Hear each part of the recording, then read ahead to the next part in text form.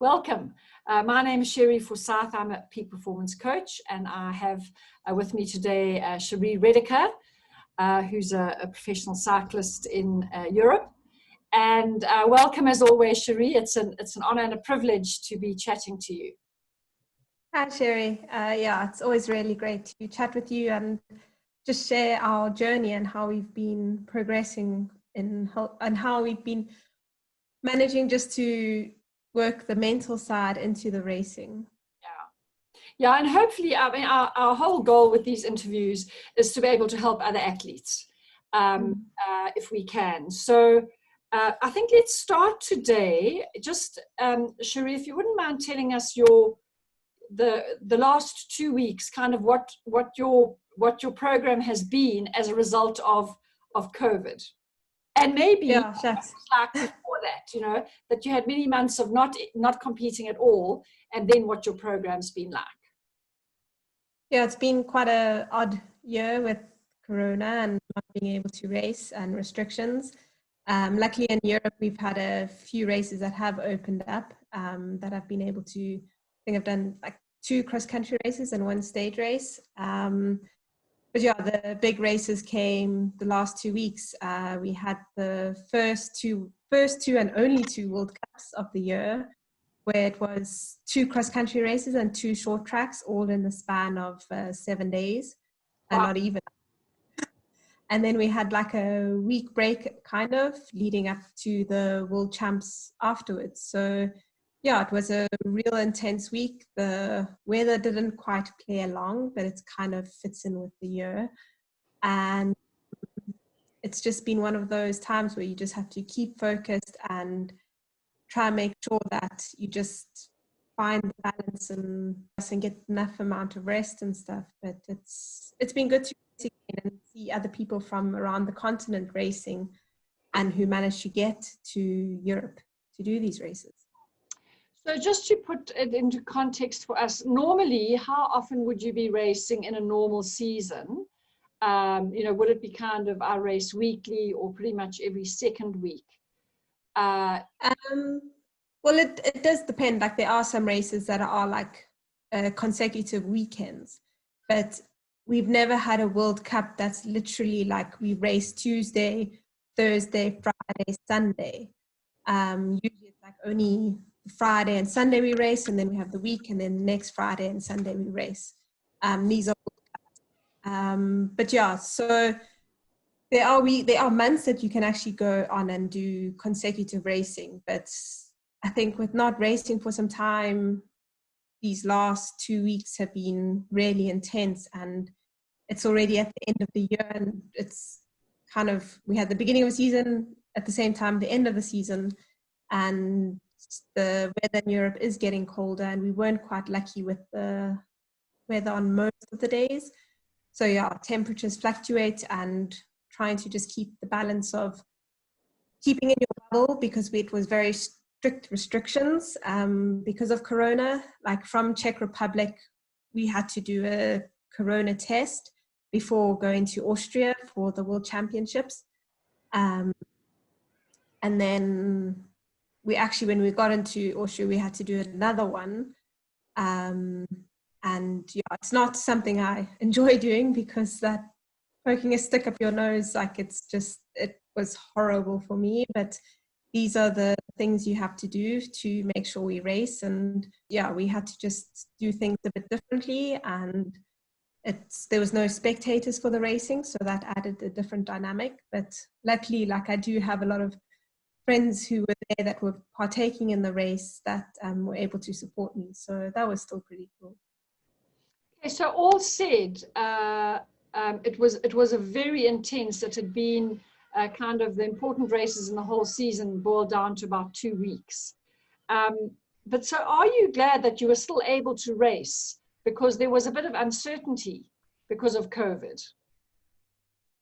Yeah, like it was good to race, because like we've been working over time to try get like my mental strength up to a level where I'm able to just go out there, believe in myself, keep with the flow, keep with all the tools that we've been using and working them into the race. And So it was really good that I built that strong foundation. And it's always different when you're actually applying it in real life, because there are those moments that actually come up and it's like, oh, shucks, I haven't quite got over this. So the racing kind of showed me where it's like, where I'm able to still be strong, and the points where I'm still a bit like weak, where it comes up a bit and I'm like, oh, shucks, that's still bugging me. But at least now I have the right tools and I have the strong foundation where I'm able to be like, push it aside and just be able to move on. And yeah, it takes a lot of work, but it is definitely worth it. And the racing has shown me so much more of what I can achieve, which is exciting. Very exciting. No, very exciting. And I think it's the same in life. You know, often things that are really valued don't come easily. One has to put the time and the effort, in. Definitely. So what were your first thoughts after the race ended? Yeah, so it's obviously like all the preparation was going well. I was visualizing the race, and I had the downhill sections really like Haku, I've been working hard on getting my confidence up. I was really confident that the race was going to go well, whether it was sunshine or rain, like I was ready. So when the race finished, it was kind of, yeah, it was just a disappointment, because we have this whole thing in cross country, since it's lap racing, there's an 80% rule so that there just is no interference on the course. And unfortunately, it was my last lap. I actually probably could have been a little bit within it. But in the end, they pulled me off with -1 lap to go, which was really frustrating, because in the back of my head, like I had this conversation last year with the South African who's involved in the sport, and he, I don't know, just I can't exactly remember the phrases of what he said, but it was almost like, yeah, like every one of us who've been competing at the World Champs most of us have been a disappointment, because we been always pulled off, or like never finished on the same lap. And a lot of us who are going that are like getting to the end of our career shouldn't be going. They should provide the opportunity to younger and a 23 athletes. And there was just a whole lot of things that he said, and I was just like, I really let that get to me. And I think as soon as I finished and I got pulled off, and I was like, oh,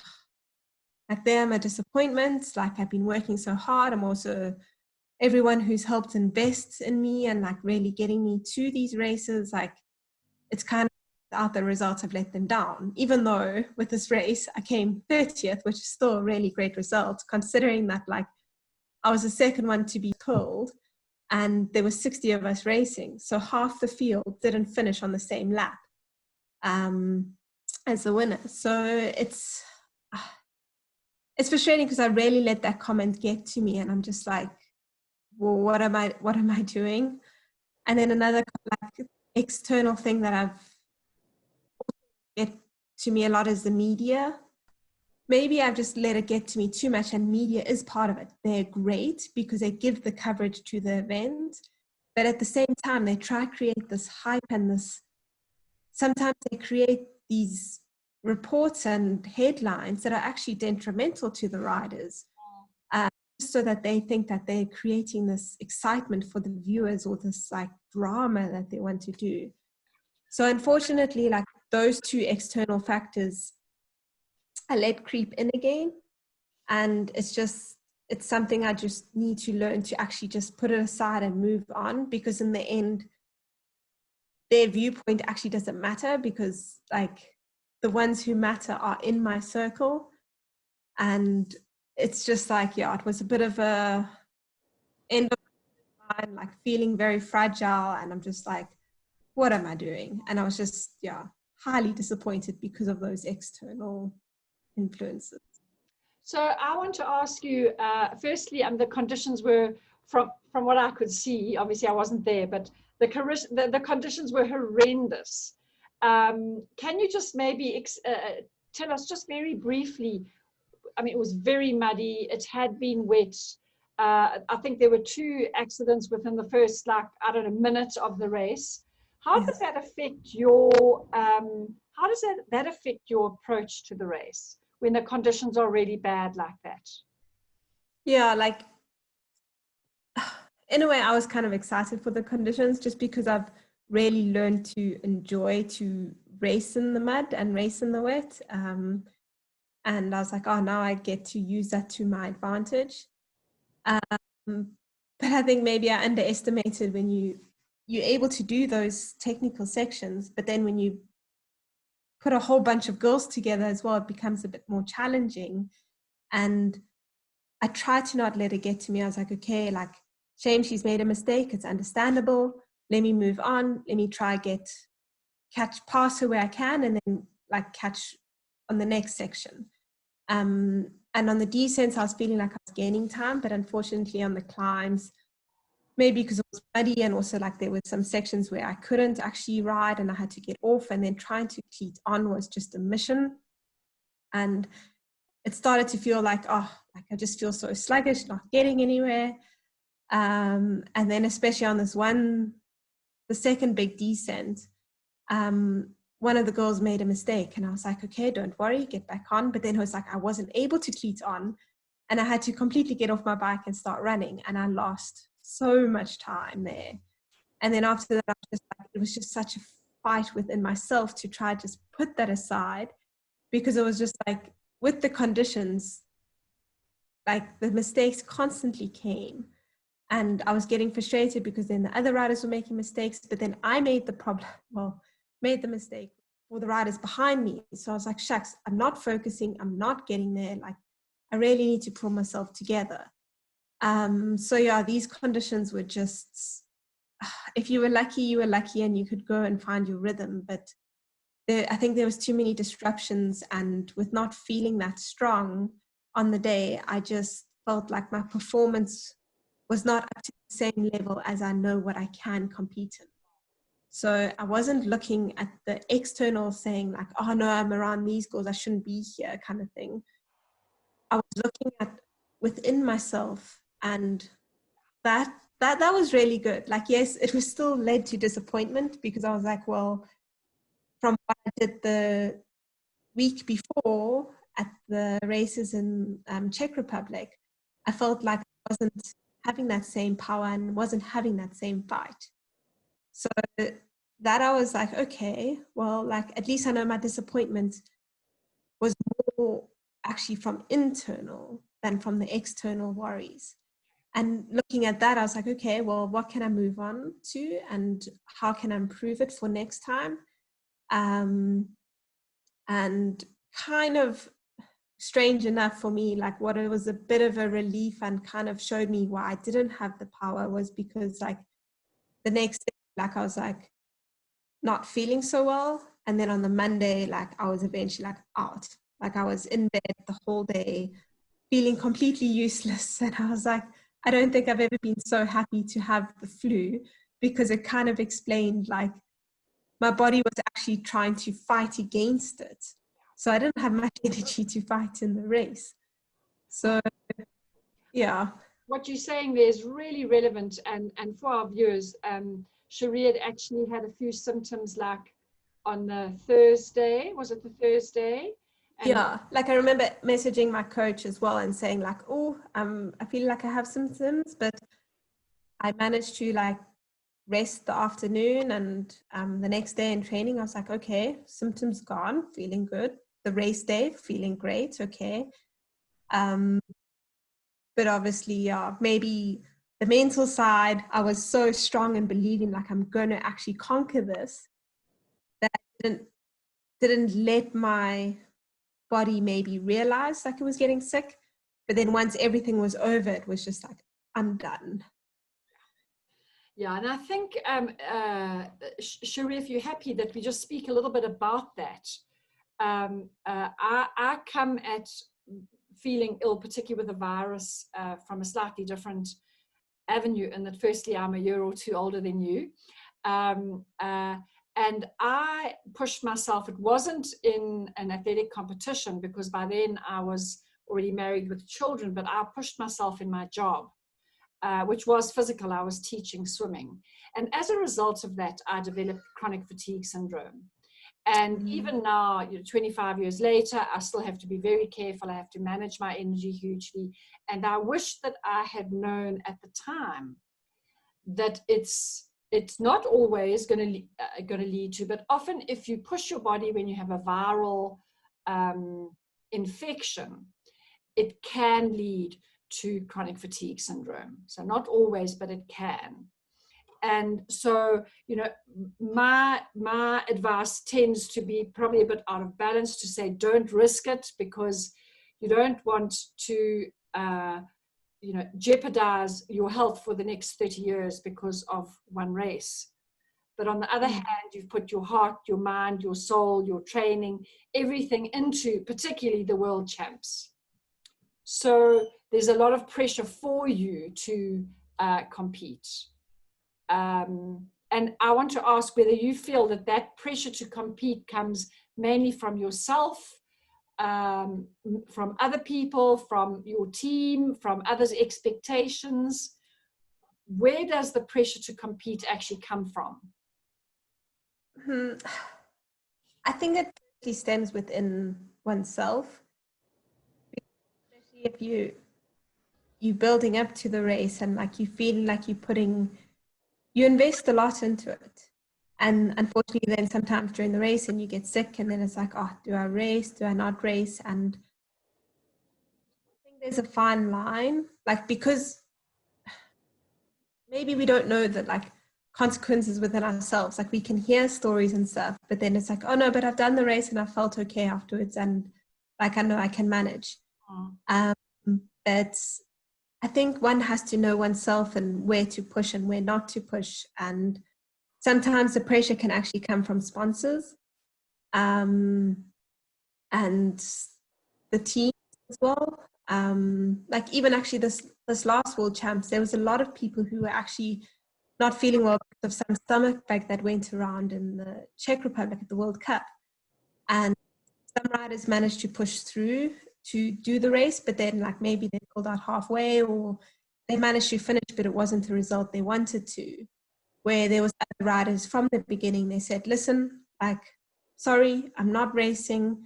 This has been the goal of my whole year, and now finally we get to race, but I am not well.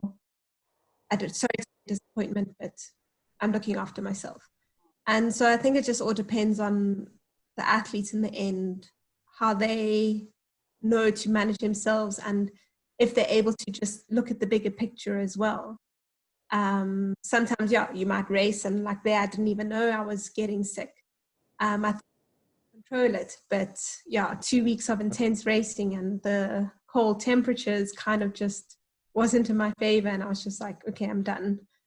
But it's just finding that balance, maybe I can say it that way, and just knowing yourself and looking at the bigger picture. Maybe how sick you really are feeling.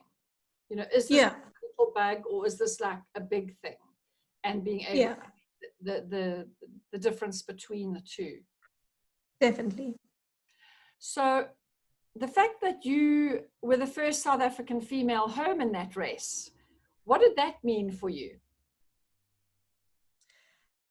Yeah, that's a topic like I find the media use a lot, but I've also found a lot of people, like for me, the media use it for, actually, I don't know what reasons, because I feel that we go race at World Cups to compete against the world, not to compete against our fellow athletes.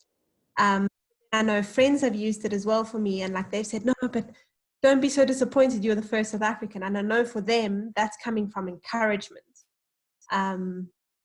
But for me personally, like I go race World Cups and World Champs and I want to compete against the world and I want to be at a really good level to be up there with the other girls. And if my fellow South Africans are up there as well, then that's great.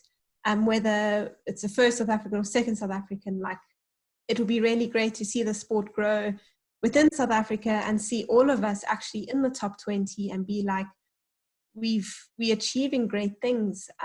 So yeah, for me personally, I don't like it to use it as a motivator. Maybe it has its place in areas, but for me it was just, it's not enough to be the best South African. Okay. Yeah. Lovely. Beautiful answer. Beautiful answer. You are racing the world. And actually at the end of the day, you're racing yourself. Yes. So, Cherie, what's next now? What's coming up now for you? Yeah, well, kind of hoping that the season was ending, but there is exciting news that South African Champs has been given the go-ahead because restrictions in South Africa aren't as strict anymore. So I will be making my way to South Africa. Need to make sure I'm in a time ahead so that I can need to do the restrictions or any time off and away from people if needs be. And yeah, that's in, I think, 3 weeks' time. So really, really excited. A bit of two minds for it sometimes, but at the same time excited because it's one last race where I really get to just learn, like just to figure out where I'm at and just push my limits, learn from the failures in a productive way, and just focus on being the best I can be without focusing on the results. Yeah, I think that's brilliant. Do you have any idea of the dates of the South African Champs? 7th of November in Kutsenberg, Stellenbosch. Okay, so for those of you who are wanting to follow, that's certainly a race to look at. And the final question is, with the fact that you now do have another race, and in fact a really important and hopefully a lovely race because you'll be coming home for a while, what is the main approach that you're going to have? I'm putting you on the spot here, but what is the main thing you're going to be wanting to think of as you approach that race? Yeah, there's a few things that I'm still unpacking from like this last 2 weeks. But I know mainly in the race, I just want to focus on the process and just keep going on that, because in the end, you're not defined by one single race. You're defined by many races together and how you are as a person in life. And I just want to focus on the internal side and just go out there, give my best, and just be the best I can be. Brilliant. Brilliant. Well, myself and obviously all our viewers, we wish you all of the very best, and we'll be following your race and your results with interest. So the 7th of November to Cherie Redecker and the South African Champs, we wish you all of the best. And as always, Cherie, thank you so much for your time. Thanks so much, Cherie. It's been really good just to unpack the race and yeah, just keep it simple and just love what we do.